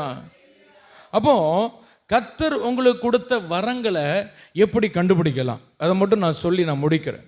ஒரு ஆவிக்குரிய கலிலேயனுடைய அடையாளம், இயேசுவின் வருகைக்கு ஒருவன் ஆயத்தமாக இருக்கிறான்னு சொன்னால் அவன் ஆவியின் வரங்களோடு கர்த்தரை நிரூபித்து காட்டுவான். இப்போ இந்த வரங்களை எப்படி கண்டுபிடிக்கிறது? முதல்ல நான் சொல்கிறேன், உங்களுக்கு இருக்கிற ஆவியின் வரத்தை குறித்து ஆண்டவர் உங்களிடத்தில் முதல்ல வசனம் மூலமாக உங்கள்கிட்ட பேசுவார். எல்லாரும் என்னை கவனிக்கிறீங்களா? எனக்கு வரம் எப்படி கண்டுபிடிக்கணும்னு தெரியும்னா இதை கவனிங்க. முதல்ல எப்படி பேசுவார் உங்கள்கிட்ட? அதுக்கு ஒரு வாக்குத்தத்தம் தருவார், ஒரு வசனம் தருவார். அந்த வசனத்துக்குள்ள அந்த உங்களுக்குரிய வரம் உங்கள்கிட்ட அது இருக்கும். அது ஒரு ஆமேன், ஹல்லேலூயா.